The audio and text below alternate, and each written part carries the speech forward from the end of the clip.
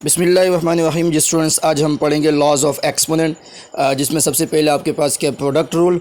तो product rule का मतलब क्या होता है कि अगर दो सेम बेसिस मल्टीप्लिकेशन में हो तो उनकी पावर आपके पास क्या हो जाती है, ऐड हो जाती है।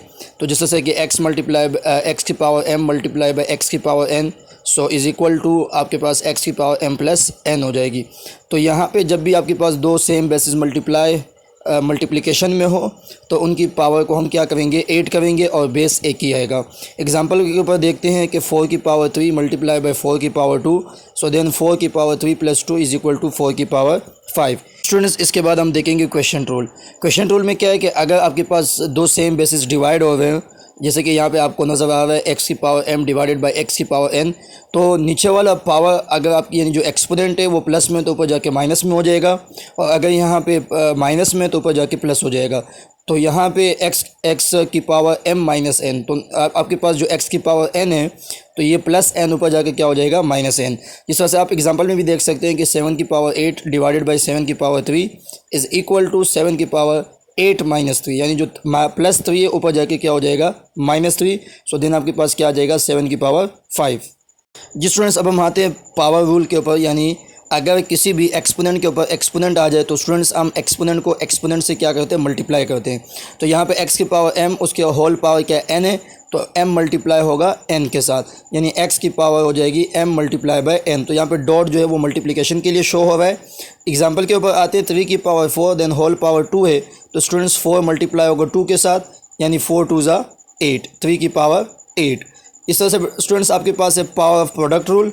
यानी अगर दो बेसिस मल्टीप्लाई में हो और उसके ऊपर होल पावर आ जाए, यानी दोनों के ऊपर अगर एक्सपोनेंट आता है, तो स्टूडेंट्स इस एक्सपोनेंट को हम डिस्ट्रीब्यूट करेंगे, फर्स्ट वाले को भी देंगे और सेकंड वाले को भी देंगे। यानी यहाँ पे m जो है वो एक्सपोनेंट बनेगा x का और m एक्सपोनेंट बनेगा y का। चाहे वो 3 मल्टीप्लाई हो, 4 मल्टीप्लिकेशन में हो, अगर होल पावर है तो वो सबका होगा वो एक्सपोनेंट। स्टूडेंट एग्जांपल के ऊपर आते हैं, जैसे कि 3 मल्टीप्लाई बाई 2 उसका होल पावर 3 है, तो स्टूडेंट्स ये जो आपके पास एक्सपोनेंट 3 है इसको हम 3 को भी देंगे और ये आपके पास 2 के पास भी डिस्ट्रीब्यूट हो जाएगा।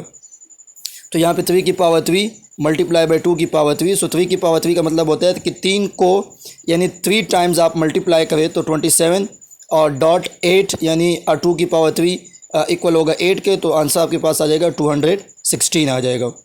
जी स्टूडेंट्स, अब नेगेटिव एक्सपोनेंट का मतलब क्या है कि अगर x के ऊपर यानी कोई भी बेस के ऊपर अगर नेगेटिव एक्सपोनेंट आता है तो स्टूडेंट्स वो डिवीजन में चला जाता है, यानी प्लस हो गए। जैसे कि यहाँ पे x की पावर माइनस n है, तो स्टूडेंट्स ये इक्वल होगा 1 डिवाइडेड बाई x की पावर n। अब यहाँ पे स्टूडेंट्स अगर यहाँ पे लिखा होगा 2 की पावर माइनस 3, तो ये हो जाएगा 1 डिवाइडेड बाई 2 की पावर प्लस 3। तो जब ये n आपके पास दोबारा ऊपर डिवीजन से शिफ्ट होगा तो ये दोबारा x की पावर किस में हो जाएगी, माइनस में हो जाएगी। तो यहाँ पे एग्जांपल के ऊपर आप देख सकते हैं कि 5 की पावर माइनस 2 है, तो ये इक्वल होगा 1 डिवाइडेड बाई 5 की पावर प्लस 2। तो 5 की पावर 2 का मतलब क्या है कि 5 को 2 टाइम्स मल्टीप्लाई करें, 5 5 ज़ा 25, तो 1 डिवाइडेड बाई 25। इस तरह स्टूडेंट्स अगर डिवीज़न में भी अगर बेसिस अलग अलग हैं और अगर उसके ऊपर होल पावर होगा तो स्टूडेंट्स ये नोमिनेटर के पास भी जाएगा और डिनोमिनेटर के पास भी जाएगा, यानी इसको हम डिस्ट्रीब्यूट करेंगे। तो m जाएगा x की पावर m और m डिस्ट्रीब्यूट होगा y को, तो y की पावर m। सो जी स्टूडेंट्स, इसकी एग्जांपल हम देख सकते हैं कि 1 डिवाइडेड बाई 3 उसका होल पावर 3 है, तो स्टूडेंट्स ये 3 डिस्ट्रीब्यूट होगा 1 के पास भी होगा, यानी 1 के पास भी जाएगा और 3 के पास भी जाएगा। तो 1 की पावर 3 एंड 3 की पावर 3, तो 1 के ऊपर आप जितनी भी एक्सपोनेंट लगा लें 1 1 ही रहेगा, 1 1 ज़ा 1।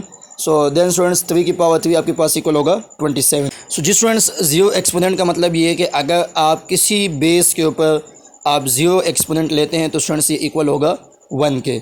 चाहे आप 3 की पावर 0 लें, चाहे आप b की पावर 0 लें, चाहे आप अपने नाम के ऊपर भी अगर आप पावर 0 लेंगे यानी एक्सपोनेंट 0 लेंगे तो वो इक्वल किसके होगा, 1 के होगा।